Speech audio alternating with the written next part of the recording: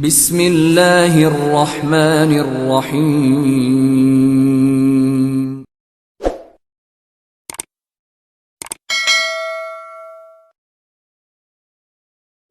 نحمدہ ونصلی علی رسولہ الکریم،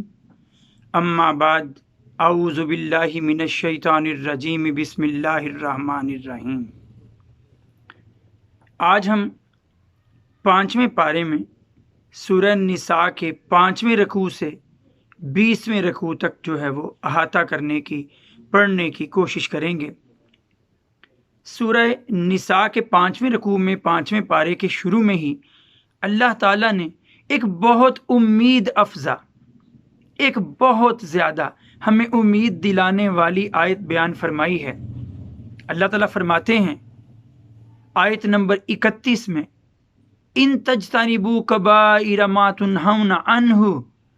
اگر تم ان بڑے بڑے گناہوں سے بچتے رہو جس سے ہم تمہیں منع کر رہے ہیں، تو پھر نکفر عنکم سیئاتکم، تو ہم تم سے تمہاری چھوٹی چھوٹی خطائیں ویسے ہی دور کر دیں گے،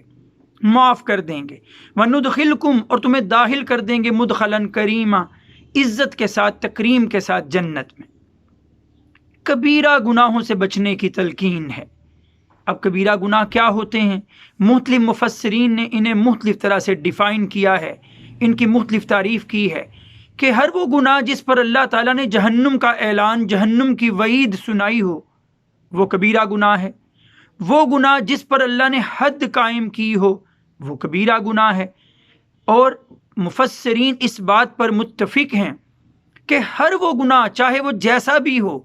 انسان اگر اس پر اڑ جائے، بار بار اسے دہرائے، تو وہ کبیرہ گناہ ہے۔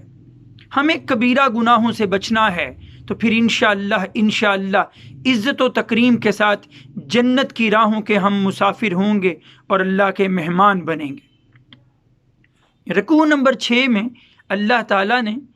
میاں بیوی کے باہمی تعلق اور ان کے باہمی حقوق کا تعین فرمایا ہے۔ اللہ تعالیٰ نے فرمایا، جس کا مفہوم ہے کہ جو شوہر ہے، جو خاوند ہے، وہ گھر میں نگران ہے، قوامون علی النساء، وہ نگران ہے، وہ حاکم ہے،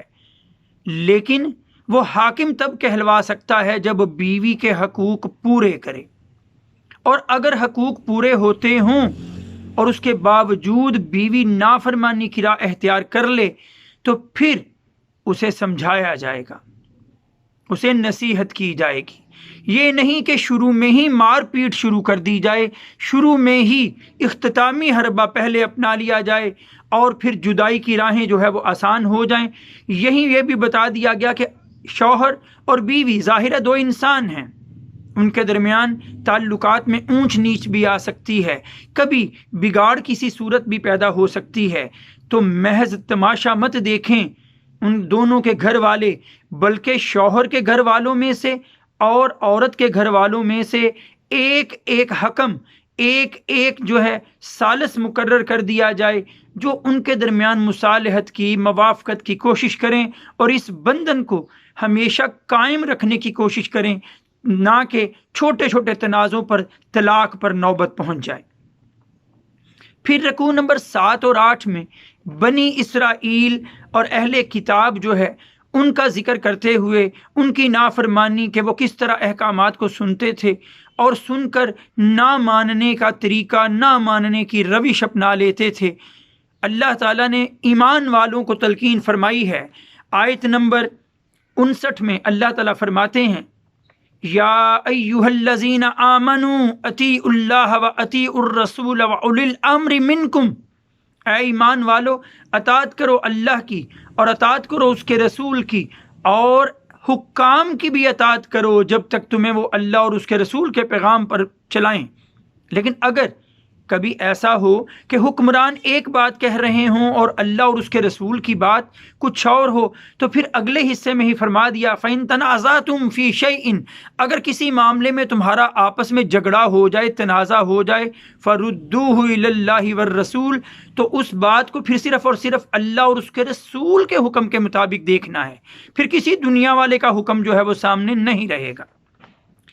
رکوع نمبر 10 سے رکوع نمبر 13 تک اللہ تعالیٰ نے جہاد کے اصول جو ہے وہ بیان فرمائے ہیں کہ کن لوگوں سے جہاد ہوگا اور کیسے ہوگا۔ کیا ہر کسی کے خلاف مسلمان جو ہے وہ ہتھیار اٹھا لیں گے، لڑنے کو تیار رہیں گے؟ نہیں،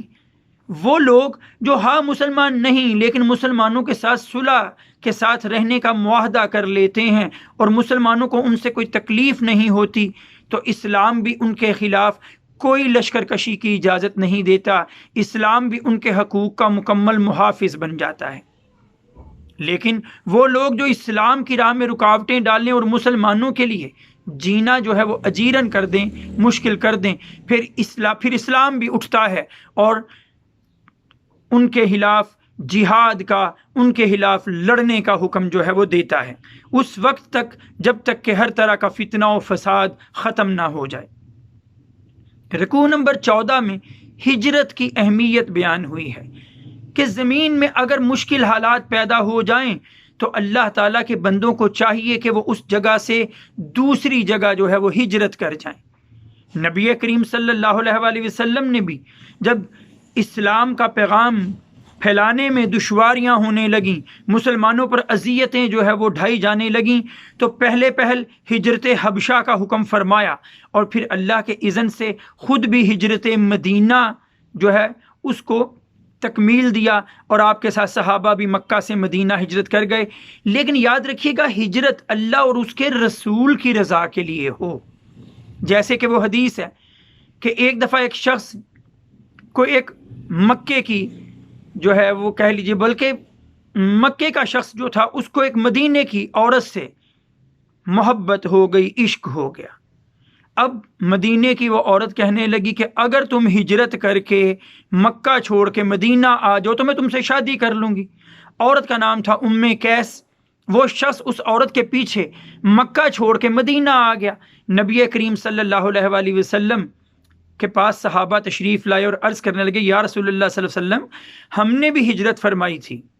ہم نے بھی ہجرت کی تھی، مکہ چھوڑ کے مدینہ آئے تھے، تو کیا ہماری اور اس کی ہجرت یکساں ہو گئی؟ تو نبی کریم صلی اللہ علیہ وسلم نے پھر فرمایا تھا، انما الاعمال بالنیات، بے شک اعمال کا دار و مدار نیتوں پر ہے، وانما لکل امرئ ما نوى، اور بے شک ہر شخص کو وہی کچھ ملے گا جو اس نے نیت کی ہوگی۔ فمن كانت ہجرتہ الی اللہ ورسولہ، اگر کسی کی ہجرت اللہ اور اس کے رسول کے لیے ہوئی تو اس کو اجر ملے گا اللہ کو راضی کرنے کا۔ لیکن جس کسی کی ہجرت دنیا کو پانے کے لیے یا کسی عورت سے شادی کرنے کے لیے ہوئی تو پھر اس کی ہجرت انہی کاموں کے لیے ہے، اللہ اور اس کے رسول کی طرف سے کوئی اجر اس کو نہیں ملے گا۔ اگلے رکوع میں 15ویں رکوع میں صلاۃ الخوف کا ذکر ہے، یعنی وہ نماز جو جنگ کی حالت میں پڑھی جاتی ہے، صلاۃ الخوف اسے کہا جاتا ہے۔ اور صلاۃ المسافر بھی، کہ جب انسان کسی سفر پر نکلے، زمین میں نکلے، تو صلاۃ المسافر بھی اس نوعیت کی ہوگی۔ صلاۃ المسافر ہو یا صلاۃ الخوف ہو، دونوں میں جو 4 رکعت والی نماز ہے وہ 2 رکعت نماز قصر کر کے، کم کر کے پڑھی جاتی ہے، اور اس کے پڑھنے کا یہاں طریقہ بیان ہوا ہے۔ رکوع نمبر 16 اور 17 میں بھی اللہ تعالیٰ نے اپنی اور رسول اکرم صلی اللہ علیہ وآلہ وسلم کی مخالفت سے بچنے کی تلقین فرمائی ہے۔ رکوع نمبر 18 کی بات کروں تو اس میں ایک ایسے گناہ کا اللہ نے ذکر فرما دیا جو اللہ کے ہاں ناقابل معافی گناہ ہے، اور وہ گناہ ہے شرک۔ اللہ تعالیٰ فرماتے ہیں، ان اللہ لا یغفر ان یشرک بہ ویغفر ما دون ذلک لمن یشاء۔ اللہ تعالیٰ نے یہی پیغام دو جگہ، آیت نمبر 48 میں بھی، 48 میں بھی، اور آیت نمبر 116 میں بھی، دونوں جگہ اللہ تعالیٰ نے یہی الفاظ فرمائے کہ بے شک اللہ اس بات کو معاف نہیں کرے گا کہ تم اس کے ساتھ کسی کو شریک ٹھہراؤ، ہاں شرک کے سوا جو گناہ ہے وہ جس کو چاہے گا معاف کر دے گا۔ واحد گناہ جس سے ہمیں ہر لمحہ بچنا ہے وہ ہے شرک۔ اللہ کی ذات جیسی کوئی اور ذات نہیں، اللہ کی صفات جیسی کسی اور میں صفات نہیں، تو پھر جب اللہ جیسی ذات کوئی نہیں، اللہ جیسی صفات کسی اور میں نہیں، تو پھر کوئی اور اس بات کا تقاضا بھی نہیں رکھتا کہ یہ گردن اس کے سامنے جھکے، کہ کسی اور کی عبادت ہو۔ لہٰذا عبادت بھی ہو تو صرف اور صرف اللہ کی، لہٰذا ذات میں، صفات میں، عبادات میں ہم ایک اللہ کے ماننے والے بن جائیں تو یہ شرک سے دوری ہوگی، اور باقی گناہ اللہ چاہے گا تو ضرور ہمارے معاف فرما دے گا۔ شرک سے بچنا ہم پر لازم ہوگا۔ رکوع نمبر 19 میں اللہ تعالیٰ نے ایک بار پھر سے بیویوں کے جو ہے وہ حقوق بیان فرمائے ہیں کہ جب بیویاں ایک سے زائد ہوں تو شوہر کو چاہیے کہ بیویوں میں عدل قائم کرے، لیکن یہاں اللہ نے خود فرما دیا کہ تم چاہ کر بھی عدل قائم نہیں رکھ سکو گے۔ اس لیے نبی کریم صلی اللہ علیہ وآلہ وسلم بھی دعا فرمایا کرتے تھے، اے اللہ تعالیٰ میری تقسیم سے تو راضی ہو جانا، جس طرح میں نے بیویوں میں تقسیم رکھی، کھانے پینے کی، بیٹھنے کی، وقت دینے کی، لیکن اے اللہ اس پر میری پکڑ مت کرنا جس پر میرا اختیار نہیں، کہ پیار و محبت جو ہے وہ ایک دلی رغبت، دلی الفت ہوتی ہے، تو اس پر میری پکڑ نہ کرنا۔ تو لہٰذا بیویاں ایک سے زائد ہوں تو عدل انتہائی مشکل جو ہے وہ معاملہ ہو جائے گا۔ رکوع نمبر 20 میں اللہ تعالیٰ نے عدل و انصاف کی ہی تلقین فرمائی، جیسے کہ دیکھیے اللہ تعالیٰ نے فرمایا یا ایھا الذین آمنوا کونوا قوامین بالقسط شہداء للہ، اے ایمان والو انصاف پر کھڑے ہو جاؤ، قائم ہو جاؤ، اللہ کے لیے گواہی دینے والے بن جاؤ، چاہے وہ گواہی تمہاری اپنی ذات کے خلاف ہو، اپنے والدین کے خلاف ہو، رشتہ داروں کے خلاف ہو۔ انصاف کا تقاضا، انصاف کا دامن کبھی ہاتھ سے نہ چھوٹے، حالات چاہے کیسے ہی مشکل کیوں نہ ہوں۔ یاد رکھ لیجئے گا اگلے ہی جو ہے حصے میں اللہ تعالیٰ نے یہ بھی فرما دیا ہے کہ اعدلوا هو اقرب للتقوی، کہ عدل سے کام لیتے رہو، عدل کرتے رہو، کہ یہی تقوی کے زیادہ قریب ہے۔ اور پھر اللہ تعالیٰ نے 21واں رکوع جو آخری حصہ ہے سورہ النساء کا، یہاں 5ویں پارے میں یہاں اللہ تعالیٰ نے کفار سے دوستی نہ کرنے کی تلقین فرمائی ہے۔ اللہ تعالیٰ نے فرمایا یا ایھا الذین آمنوا لا تتخذوا الکفار، یا تتخذوا، نہ بناؤ کافروں کو اولیاء، دوست، کافرین کو اپنا دوست مت بناؤ، کہ مومنین موجود ہوں، تمہارے خیر ہاں موجود ہوں تو انہیں چھوڑ کر دوستی کا ہاتھ جو ہے وہ غیر مسلموں کی طرف، کفار کی طرف بڑھانے کو کبھی بھی پسند نہیں کیا گیا۔ اللہ تعالی ہمیں ان باتوں کو سمجھنے اور صحیح عمل کی توفیق عطا فرمائے۔ وآخر دعوانا ان الحمد للہ رب العالمین۔ السلام علیکم۔